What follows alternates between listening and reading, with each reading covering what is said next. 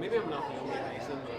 So much of our show is related, based on, adjacent to everything that Stephen Hawking did, strove to do, thought about, was passionate about through his entire life and career.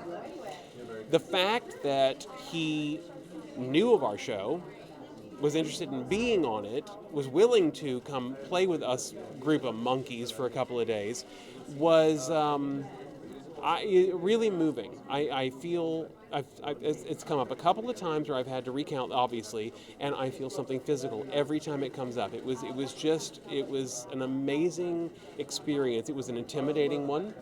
I'd be lying if I said I was comfortable.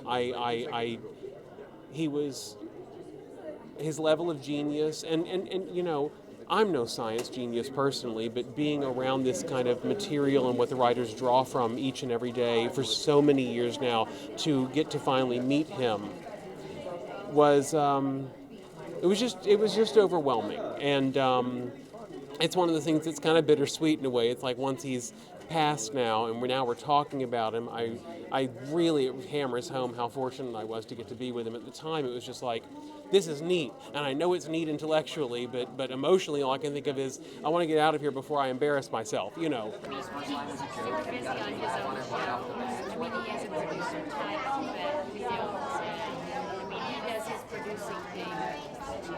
His willingness to be part of our world, to come and be part of our show, was an extraordinary acknowledgement, or, you know, it felt like maybe we were doing something worthwhile that he would agree to participate, you know. And remember, he first was on the show 6 years ago, right? And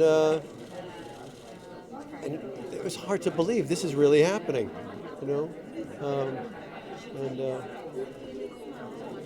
We were really lucky. We got to work and spend time with Stephen Hawking. I mean, how blessed is that? How fortunate can you get?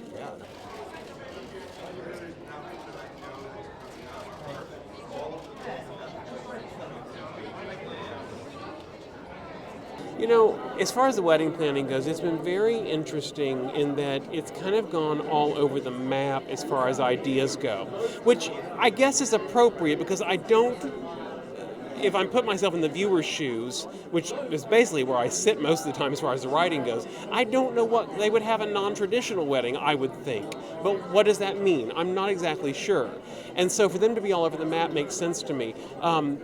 Where it will land, I have no idea. The writers are always so good about coming up with the most interesting ideas that I could never think of, that I'm waiting excitedly. Somebody just down there told me they think it's going to be the season finale, the wedding is. You heard that?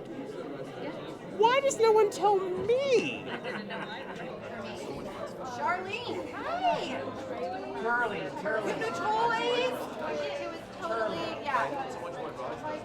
You know what, that's okay. My real wedding or the Sheldon wedding? The real wedding. Yeah. There's a lot of weddings going on. Yeah, I know. Hopefully, as soon as possible. Once we wrap this season, I'll be able to really focus on it and be like a real bride and figure everything out. But we're excited. We're ready to move.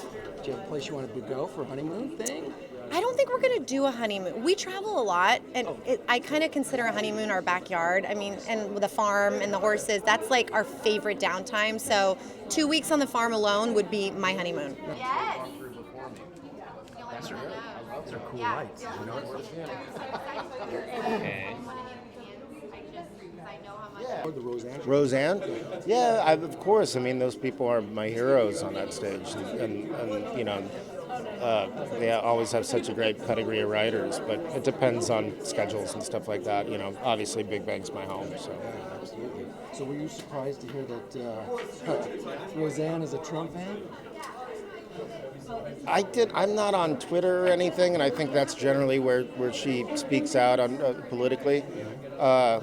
So I don't know. I just hear things. I never know if she's just being, you know, she's got an anarchist streak to her. So I never really know. That's why. Oh, fantastic! Oh, so you know more than I do. It's finale. I cannot. Then I'm just excited too. So then you can't give me any more info on I didn't even know there was a wedding.